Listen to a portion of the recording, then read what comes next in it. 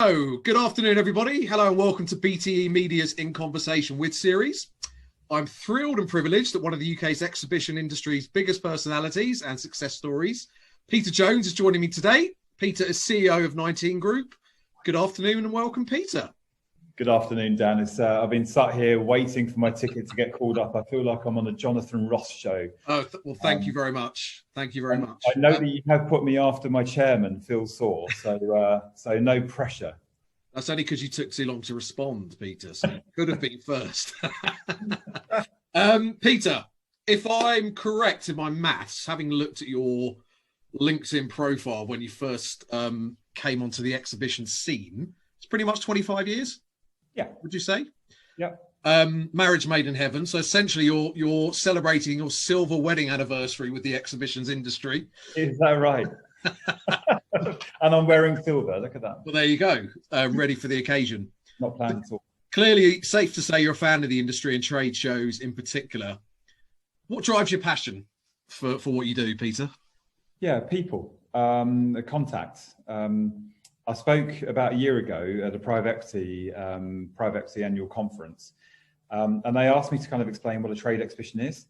And this is the same phenomenon and problem that we've suffered with for so many years, is nobody quite gets what a trade exhibition actually is. Sure. When I'm on a holiday, in fact, over the years, many holidays, my wife, Vicky, we're sat there and you meet someone at a bar or a restaurant. They say, what do you do? And I read that question. Because Vicky says, I'm a dentist, and they get it straight away. So they'll just say, oh, right, yeah, dentist, great. I've got this tooth, and they come around to me, so what do you do? And I go, trade exhibitions. And they go, right, like art gallery. No idea what you're talking about. No. And I know we're going to come into this. Sure. That's part of the problem we've got right now with government, is actually recognising what a trade exhibition is. But what got me into trade exhibitions is the people to people, is contact. I used to work in publishing, going back probably over the silver wedding anniversary, EMAT publishing. And I remember then, somebody saying that exhibitions were the very top of the marketing tree. It's the only thing that puts you face to face with a potential customer or stakeholder. And as lovely as it is, Dan, talking to you over Zoom, nothing would be you sat physically here in the office. Sure. And that's one day. Yeah. So it's the connection with people, and also, I guess, generating business for your exhibitors as well at the same time. Yeah, it's. I don't want to cover anything my chairman's already said, but Phil will talk to you about the tangibles and intangibles of trade exhibitions, right? So they're the most powerful business generator, by a mile. So this is what Rishi Sunak hopefully will, incorporate into his trade box to rebuild the economy. It's the most powerful tool for business generation. That's the tangible. But then it's the intangibles. It's the serendipitous moments that you only get at a trade show. And whether that's launching, it's networking, it's, finding that next job.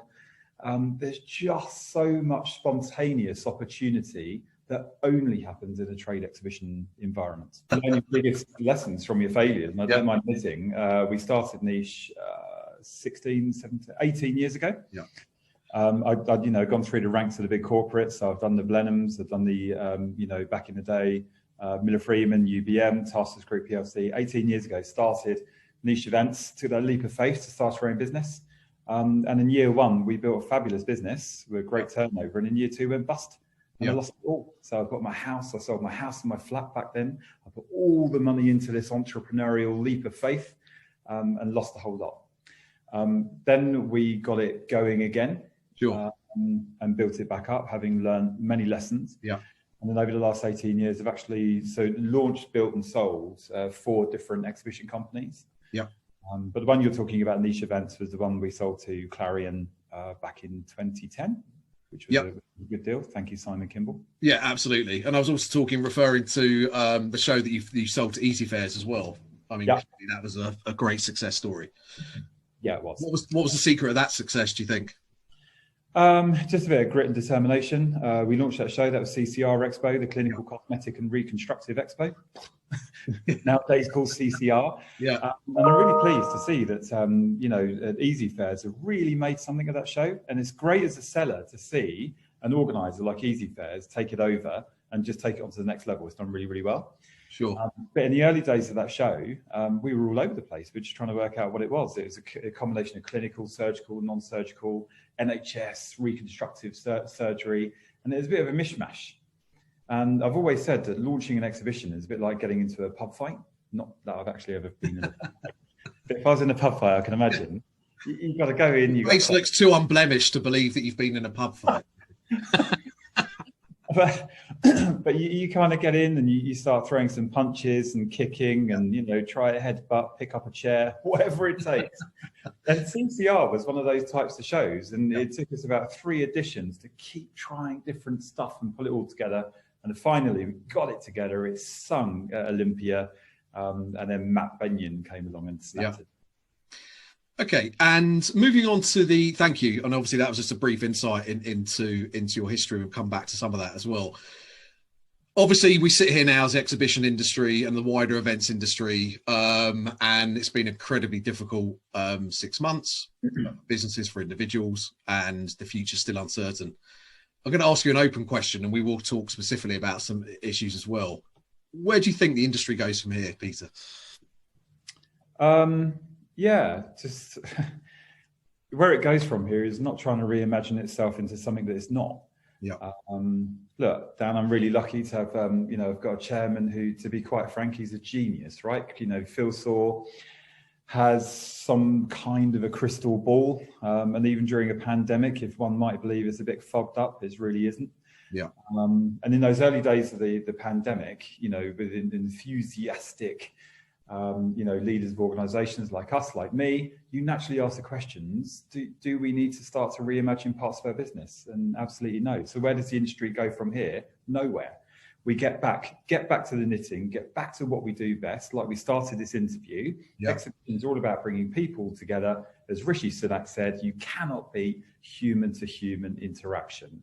And that's what we need to get back to. Chris Keith, Rachel Parker have already done a fantastic job of proving their COVID's cure. We're all at that pilot exhibition at the BDC, proved their COVID's cure.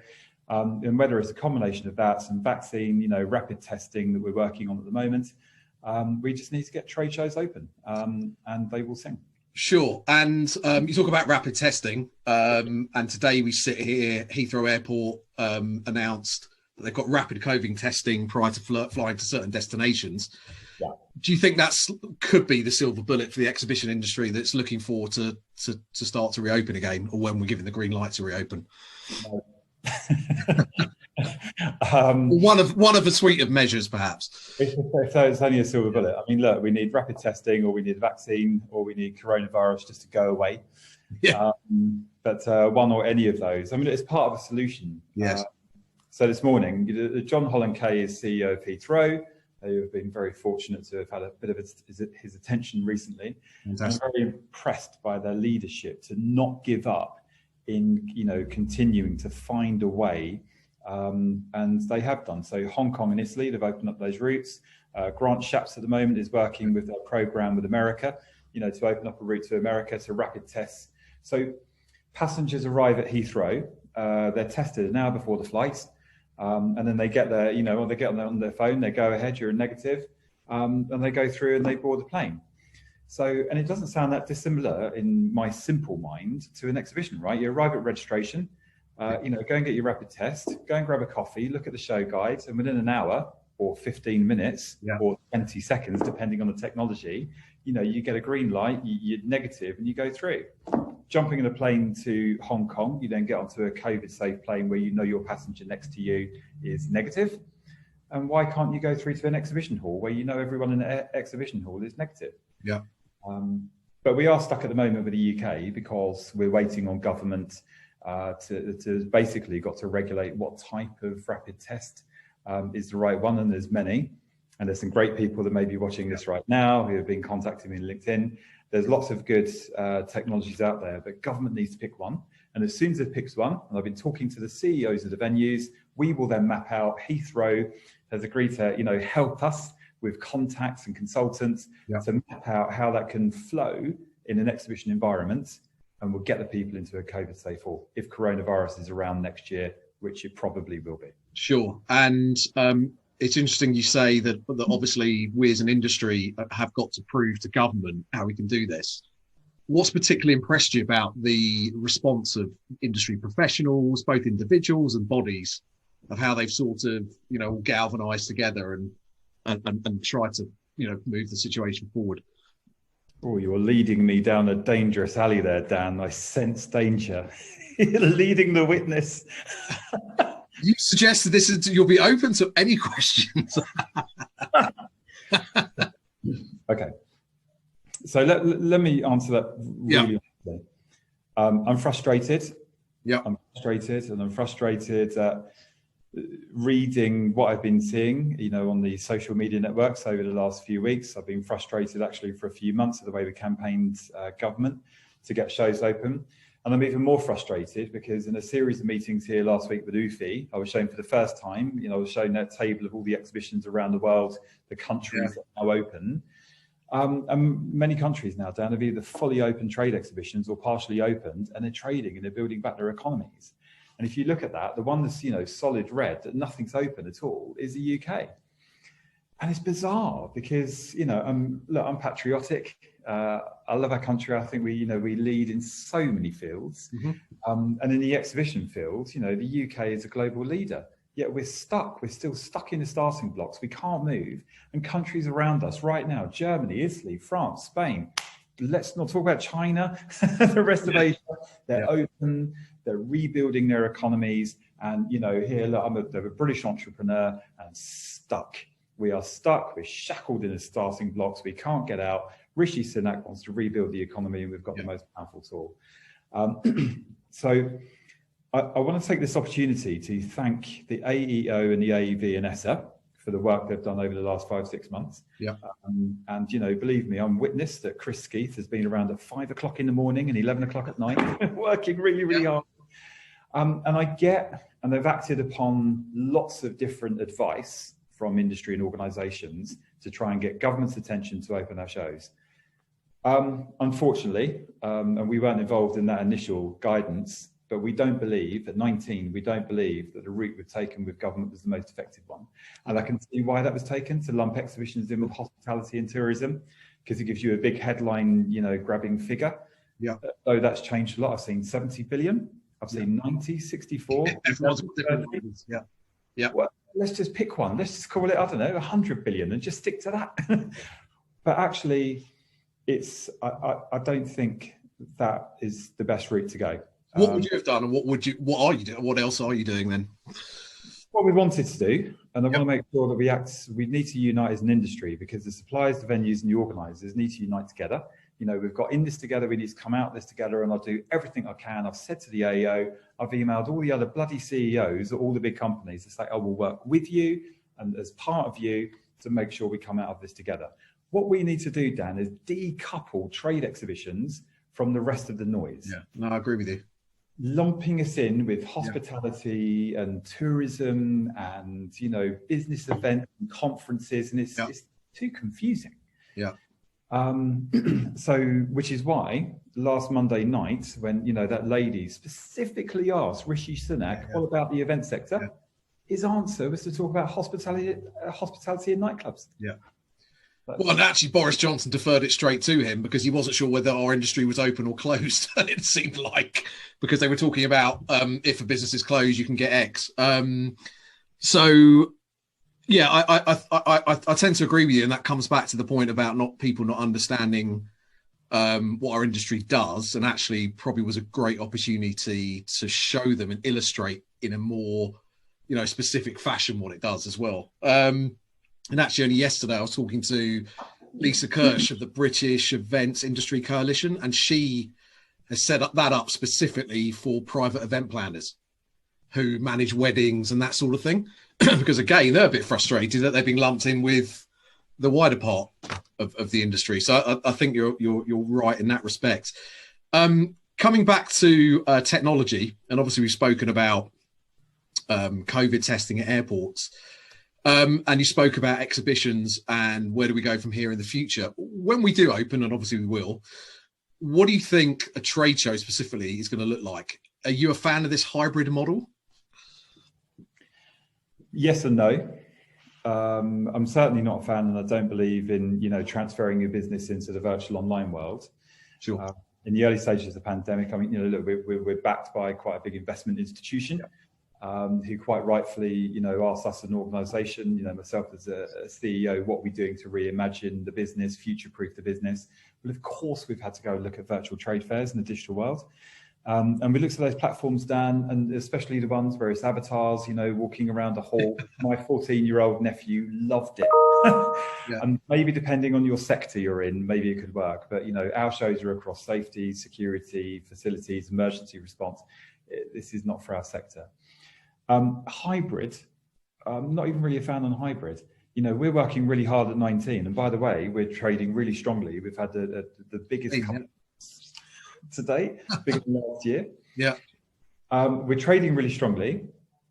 Are we ignoring digital? No. What this has taught us to do is to embrace digital, and digital will play more of a part to support the big main physical trade shows. Sure. And here's an idea that I'll give yourself and the audience for free. So we're working on. We've got a show called International Security Expo coming up at Olympia next year, and it might be, I genuinely believe that show will be open. Can you remind us of the date? Sorry, can you remind us of the date, Peter? It was this December, and it's been moved into September next year. Fine. Yeah. So by September next year, will we be getting the normal influx of international visitors? I'm not sure. Next year, we're likely to be going through a program of vaccine rollouts, probably still tackling coronavirus. So with that event, we're using, not hybrid, but we're using digital to mitigate some of the international expectation on the show. Right. Now, with that show, we work very closely with government. We normally fly in over 50 hosted country delegations. Are we going to get them to that show? Probably not in those kinds of numbers. So we're going to set up alongside the show, and we're looking, I say we're exploring this idea. Sure. International buyer rooms. And we saw this at one of the German shows, where the exhibitors can leave their stand momentarily, go into one of the international buyer rooms, and we'll have virtual one-to-ones with international buyers that dial in from Asia, from America, and they can have a one-to-one buyer-seller meeting. Sure. So you're taking advantage of the international opportunity that virtual offers you, I guess. Not that you necessarily want to, but it's... Yeah. Sorry, is that your beeping or is that mine? It's actually my beeping. Okay, I wasn't sure if it was mine. Let me turn my email off and let me take this opportunity. You're so busy, Peter. Let me just turn the lights back on. Sure. It's the AEO on the phone. It's Chris Keith. What are you saying? What are you doing? I've got him on next week. So, and then where else we're using digital is, my managing director, Alison Jackson's been around a little bit longer than me in exhibitions. And she really summarized what it is we do. We're a brand, we're people, and we're really good data. Yeah. And that's what it's all about. We don't manufacture anything, And for building data, over the last 7 months, I say we don't do digital, we're not reimagining our business. We've actually done 14 webinars. Yeah. And we've done them just to actually keep the discussion going. Yeah. But as a result, we built over 10,000 brand new records that we wouldn't have had otherwise. We've deduped 10,000 new records. And that's a fantastic support for the trade exhibition, which relies so heavily on data. So that's another area where we are embracing digital, but digital is not a replacement. No, sure. And I think more and more people I talk to, and having run a big data and AI show myself, I think like a lot of other industries, the exhibition industry and organisers are going to become more data driven, as you said, because that's where the goal is, isn't it? To understand who's coming to your event, how can you personalise their experience, and sort of build a 365 relationship with your exhibitors. I've listened to interviews with you before where you've spoken about, yes, exhibitor ROI is important, but you coined something which is really interesting to me as well, that it's about visitor bang for buck as well. So visitors coming, because it's hard enough to get them off their seat in a business. I'm talking about a trade show environment, and get them to a show. That's going to be harder now, right? To do that. How potentially, we spoke about the international challenges, but let's just say from a UK business perspective, how do you envisage that we're going to be able to deliver a greater bang for buck for delegates to come to your shows? Visitors. Yeah. Yeah. Oh, visitors and delegates. Is running alongside the trade exhibition. Yeah. Yeah, so it's a really important question. Will the visitors come? Will we struggle to get visitors back to trade shows? We don't think so. Yeah. Look at what happened when they reopened all the pubs. They were mobbed, probably part of our problem at the moment. Yeah. We don't think we'll have a great struggle coming back. All of our shows are postponed into next year. The visitor registrations currently are building bigger than in the same period before the shows last year. But we are making sure that we maximise the visitors' experience at the show and give them a better return on investment bang for buck. And as part of that, we've just launched a new team at 19. So we're just recruiting at the moment for a new team. It's called 19 Connect Plus. And Connect Plus phones up all of our 30,000 pre-registered visitors, like our NEC series coming up in end of April. And they'll be working through the visitors and finding out exactly what their buying requirements are, what problems they need solved, and then actually manually bespoke connecting them with the right exhibitors. Fantastic. So the visitors can arrive at the show, at least with a handful of direct meetings already engaged and set up. And that's great for the visitors, because visitors sometimes, Dan, can walk into your show. Our show in April is 1,000 exhibitors, and they walk in and just go, yeah, where do I start? Where do I even start? And us organisers are not always great at mapping out the navigation. Yeah. So this is a way to actually increase their ROI. And it also means for the exhibitors and the shows next year, if there is a drop in the visitor numbers, and maybe there will be, who knows, maybe it may be marginal, but it makes sure at least that they're getting really good quality meetings. Yeah. So we're just about to launch that at 19. Fantastic. So it's almost like a concierge service. And I guess as well, if they've set up meetings beforehand, and and obviously the exhibitor's going to be able to speak to them beforehand. Yeah. It means their propensity to not come is going to be reduced, because they've already obviously agreed to meet people. And I guess that also comes back to the data-driven exercise that you're doing, because you're then speaking to individuals and matching them with the right exhibitors. So that's fantastic. Trade exhibition organisers, I do believe we can actually sometimes be very complacent. I don't want to use the word arrogant, but just a bit complacent. We work all year, because we work really, really hard on building these big shows. We arrive at Olympia, XL, NEC. Yeah. We roll the shutters up in the morning, and we kind of hope for the best. Yeah. And somehow, Dan, they're normally busy. People flow in, the exhibitors are happy, they rebook. It is a little bit random sometimes. Yeah. So as an organizer, we are sat on top of a gold mine, which is that data that you just said. Yeah. And in that data, there are people with, problems to solve, buying requirements, influencing over purchasing. And it's just about mining it. Just to mine it, we're going to help us as an organizer, we'll help the exhibitors, we'll help the visitors. And that's what we're supposed to do, is create this experience. Yeah. Yet in the good times, pre-pandemic, it's one of those things you always mean to do, but somehow you get distracted, normally because you've got an event coming up in the next few months. Sure. But this is the first time, a God-given opportunity for us, for once, to sit here for a year and say, well, there's no events. So what should we do? Yeah, and I guess if things are going well, then you tend not to then want to change things, right? Because you don't know how that's gonna work. So, and also if you're speaking to delegates about visitors about meetings, clearly it also gives you an opportunity to pick their brains about content opportunities, and then they're helping to shape the event. So for me, and based on what you said as well, do you think that COVID has actually accelerated some positive change in the industry that you work in? Oh, yeah, definitely. Yeah. Definitely. We had so last week we had our annual review with our investors, and we had to present what we've done with the business for the last year.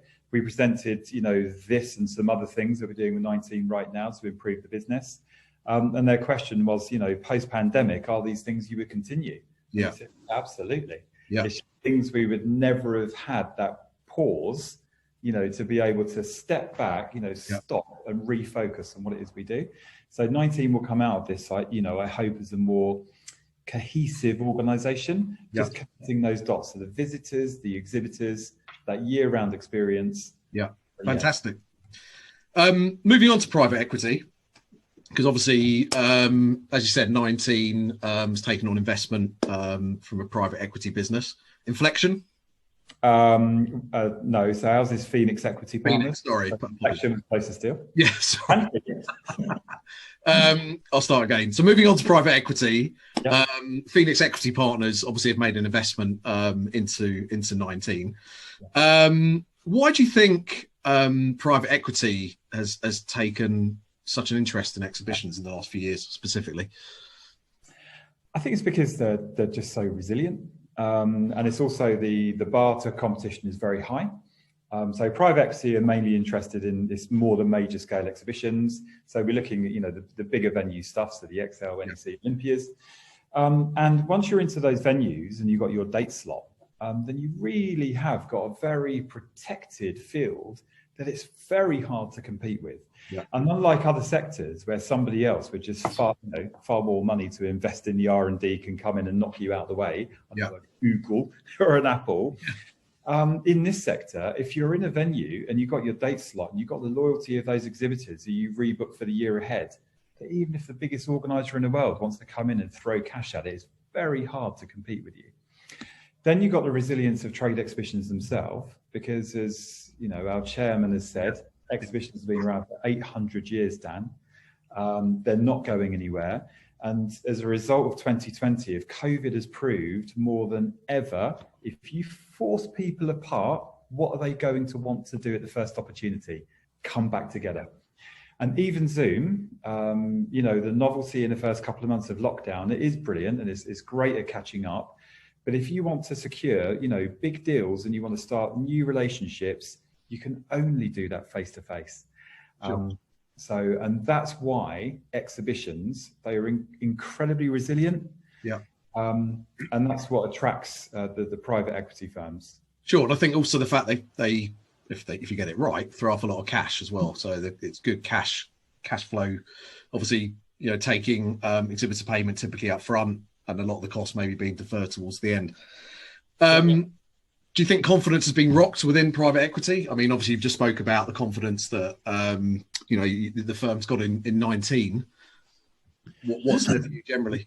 No, not at all. Don't mind if I just turn the lights back on, Dan? No, it's fine. I thought that was it. They've turned the lights off for you. That's something outside going, sensitive question, turn the lights off. Yeah.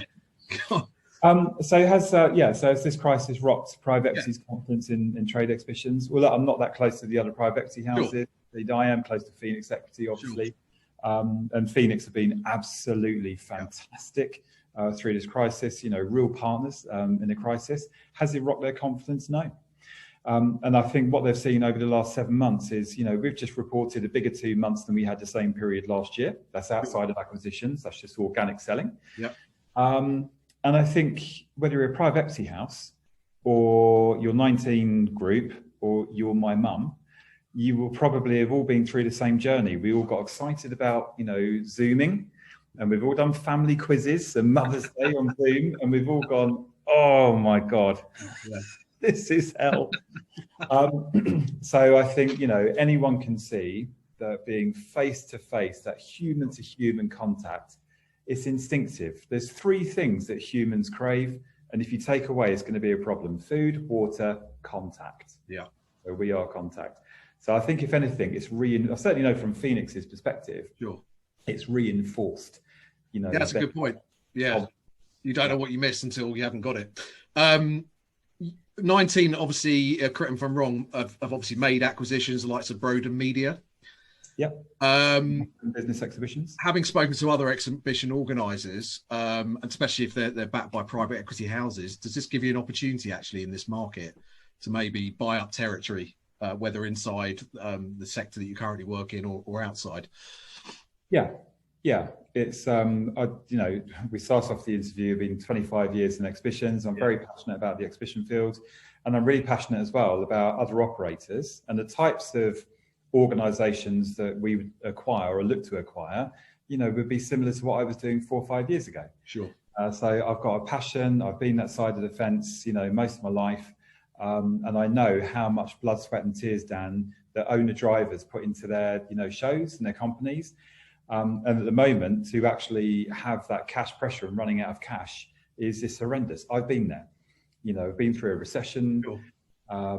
And that means you could buy them on the cheap, right?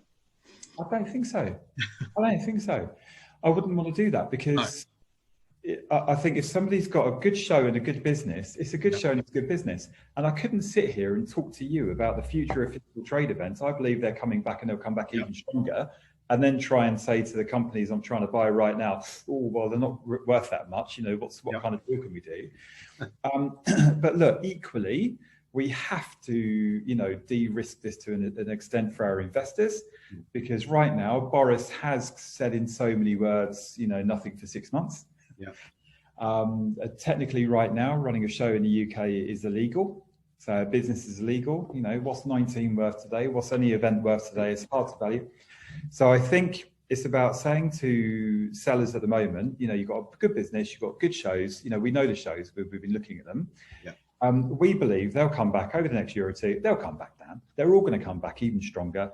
And it's about how can we structure a deal so that those sellers actually maximize the value of their show when it's back and singing. Sure. And at the same time, just to balance the risk a little bit with us, so I doubt we're going to be buying a show outright tomorrow and just everything up front by lunchtime. But it's got to work both ways, right?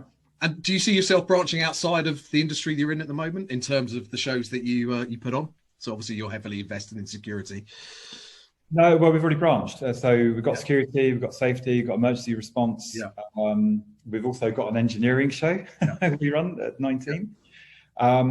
So we would say synergistic in the sense there'll be trade exhibitions. It would be nice to stay around these areas that we are in, but that's not to say we wouldn't look at any other shows. If a show's a show, Dan, trade exhibition, the principles and the mechanics, are the same. We've been doing this a very long time, and we'd be interested in engaging to any. Sure. And international expansion as well, potentially.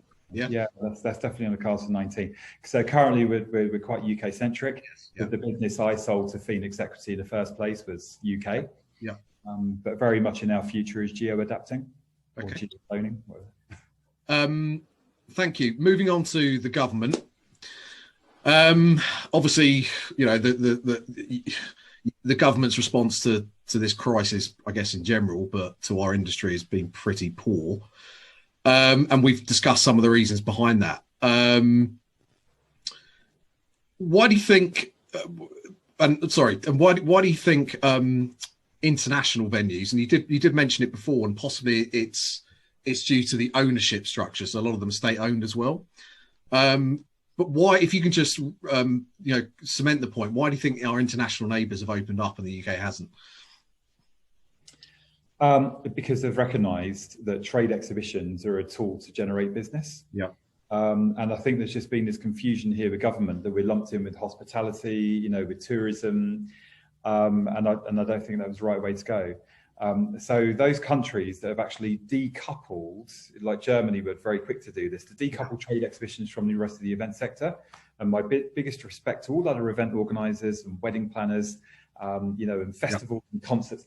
But a trade exhibition is a different kettle of fish, and we've all got our own battles to fight. So we need to, I'm in trade exhibitions. I'm going to talk about trade exhibitions. So we need to decouple it from that. The biggest concern of government right now, after a health crisis, is an economic crisis. We've got to protect lives. We've been doing that. We've all paid the sacrifices, and now we need to protect the economy because we are at a double cliff edge. Dan, we've got Brexit coming up. I'm going to ask you actually my next question: how do you think Brexit's going to impact, given where we are as well? Well, it's a double cliff edge. And after last time I checked, I don't think you can go off two cliff edges at the same time. No, it's very unfortunate. Maybe we will. But the biggest issue right now for government to tackle after protecting lives is protecting livelihoods. Let's stop talking about trade exhibitions in terms of how much this sector is worth, how many people we employ. I think that's irrelevant. Obviously, I care, and all of the staff out here I care about, and I'm protecting all of their jobs. But in terms of government, the Treasury, their concern is to build back the economy. And just like building a house, Dan, no one cares about what tools and how much the tools cost that the tradespeople use to build your house. You just care about the finished product, building a house, and what's the budget to build that house. Nobody cares about the tools used to rebuild the economy. We just want to see the economy comes back. Someone's got to pay the hundreds of billions of bill that this crisis is creating. And that's not all going to be about taxing everyone more, because those people need jobs. It's about, getting the economy back on its feet as quick as we can. And as soon as we can appreciate that trade exhibitions are only a tool, it's just a tool. In Rishi Sunak's box, it is just one of the tools to help repair the economy, the better. So that's the angle we need to come from. Thank you. And if Boris and or Rishi were sitting in front of you today rather than my good self, 10 or 15 seconds, what would you say to them now if he literally popped in? I'd say we need to build the economy back, and one of the fastest ways we can do that is use all the tools. Make sure you're using every tool, especially the most powerful ones, and trade exhibitions are one of your most powerful tools that, unlike the other countries, you currently are not using. That's very good. Thank you. Okay, just a couple of other bits, if that's all right. Yep.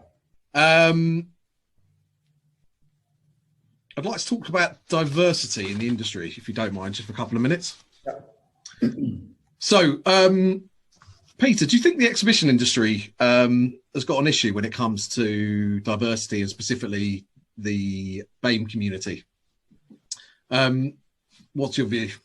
Yeah, I do. I do think there is an issue with diversity in the industry, and I've fallen foul of this myself.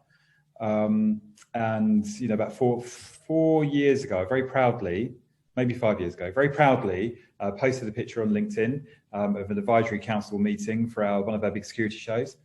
And somebody pointed out, he worked at Rolls-Royce, he pointed out, good luck explaining diversity to your daughter, Peter. Right. Because it was 30, white middle-aged men in Mark Spencer suits all sat around the table. Mm-hmm. And I looked at it and just thought, wow, you've got a point. So we have been on the wrong side of that, and we work very hard through our advisory councils now to balance the diversity, and we're working really hard here as a business. So at 19 Group, we're working on inclusivity and diversity, to make sure this is a really inclusive organisation, and I still think there's work to be done. Sure. If you was to hazard a guess, and obviously you don't represent these organisations, what percentage of the BAME community do you think are on the AEO board or council or any of the big players from a trade show organiser perspective? From a trade show organiser perspective, I don't know. I guess the starting point, and I haven't done this, if you look at the board of the AEO, well, how does that look? 0. Okay. So I've looked at the AEO board, and this is not accusatory. This is actually just to start a conversation, and obviously you don't represent those other organisations. You can only speak for yourself and 19. But it's something that I'm more and more getting interested in as I talk to people. So the likes of Informa, UBM, Reed, Hive, Clarion, even GES, so Supplied Services, the AEO board, and the Development Council. There's not one Black, Asian, or ethnic minority on their boards. Well, that's I'm assuming we have to do a bit better. So what else do you think we can do as an industry to attract talent from those communities? Well, I guess I'd probably put that back to the associations. Yeah. There's attracting talent. I think needs to start with those industry bodies, with the associations. Yeah. To address the mix and the balance, on those boards. Yeah. And then hopefully that cascades down through the organisation. Sure. I know here at 19, the group managing director who runs this business on the day-to-day perspective is Alison Jackson. Yeah. Our head of operations is Mirabelle. Our head of group marketing is Verity. Yeah. Some of our most important shows, the big government stuff, security, the head of all of that is Rachel Shattock. And here, I do think we've got a good balance, and much better balance than we had. But that's just 19 Group. So across our industry, if there's 0 representation on the board of the association you just mentioned, then I would start there and start to address that. Thank you. Moving on finally onto leadership. Oh, the lights. It's good though, it saves money. Your investors will be happy. Moving on to leadership, just the final section. Do you think you're a good leader? Not yet. No, I'm working really hard on it. So as part of the package, so we've been with Phoenix Equity Partners now for 2 years. And as part of that package, I've got a CEO coach, which is helpful. And they said the question is, if a good leader, I don't know, maybe ask Alison Jackson or John Lacey, our CFO. Well, the next question is, how would your staff describe you? Do you think they would think you're a good leader? Yeah, I've still got a way to go. Sure. I know that I'm passionate. I've got energy, and I've got loads of punch and grit and determination. When I was psychometrically tested for this role 2 years ago, I ticked a box of, they categorized me as a street fighter CEO, which, launching and building many businesses, like I talked about the pub fight thing, it's scrappy getting shows up and running. That's helping us right now, because getting through this, coronavirus experience is a bit like being in Space Mountain. You're in pitch blackness, you're getting tossed upside down, you've got no idea what's coming next. So it's very, very unpredictable and scrappy, but we are fighting our way through. And the hardest part for me to transition from owner-driver, across into building a group, as of today with 40 staff, we've got a huge vision in 19. We will become, one of the biggest leading event organisers in the UK. But to do that means that as a leader, I have to be able to step up and just back a little bit. Yeah, and rely on other people that you've entrusted in the first place to come into your organisation, I guess. Otherwise, they wouldn't have been brought in the first place. And we've absolutely got that. We've got great people. I've got the strongest set of hands on the tiller. Alison Jackson's the best MDs in the business. We've got a Rolls Royce of a CFO, and the rest of the team here are absolutely brilliant. And luckily, they're quite forgiving, because I get very enthusiastic. So they're working with me to work with them just to create. That's great. Listen, you've clearly got a big personality, and it's good for the industry as well, I think, because we can all, I guess, just get sucked into the mundane minutiae of life. So it is good, and ultimately, and I guess I suffer from this to a certain extent, that it might put people off their stride sometimes. But hopefully the benefit outweighs those particular issues. Donald Trump, good leader? Interesting leader. I mean, I have to say, I love watching him on TV because it's just entertaining. Yeah. He's a good leader if you're watching from the UK. I can imagine if I was American, it may be different. But certainly, colourful, but a good leader, no. No, he's not. No. What are the most important traits, do you think, when you're hiring staff at 19? And that could be, I guess, at any level, and there might be commonalities between that. The common traits. Yeah. The common traits. I guess it's really important for people coming into 19. They understand what the culture is. Okay. I'm a big believer in a culture of an organisation, and cultures take time to grow. But I think anyone coming to 19 needs to really have a good look at the environment, talk to the people, get references. We're an incredibly, professional, smart, slick, but hard-working organisation. And as of today, I've got an office out there that is COVID secure, that is busy, and it's thriving, and it's pumping, and it's a very energetic environment. So the traits we're looking for is somebody who really needs to fit into that. And if I've learned anything over the last 25 years of, running businesses, don't bang a square peg into a round hole. Yeah. Okay. And who do you look for? So obviously you appear energetic and upbeat all the time that I've seen you. And that's obviously on screen or writing stuff on social media. Who motivates the motivator? Who do you look up for? I know you mentioned this coach, but before that, who motivates? It's the other way around, actually, Dan. You need someone to actually just dampen you down slightly, and no one can do that better than Phil Saw. Right. You do, because somebody like me, unchecked, it's like having no regulator of your race car. The pistons will fly out. So it's having that counterbalance. It's having a really, really good team. And that was another thing when, Phoenix Equity, we were first building the exec team of the business. It was important. The last thing we need in 19 is another Peter Jones, because it would just be intolerable. So it's getting that balance. Yeah. Who do I look? I mean, who do I look to for real answers and ways to cut through situations? Is Phil, right. And I've worked with Phil for 12 years. Sure. And he's very good at taking 101 ideas and then saying, pick that one and stay focused on that. Yeah. And that's worked really well. Yeah, I think that's good advice. You're on a desert island. What 3 people are you taking with you? My wife and 2 kids. Yeah. I mean, that was almost set up, right? In fact, that's too good an answer, so I'm not going to let you get away with that. Apart from your wife and 2 kids, I should have researched that better. Who's coming with you? For commercial survival or personal survival? You frame it.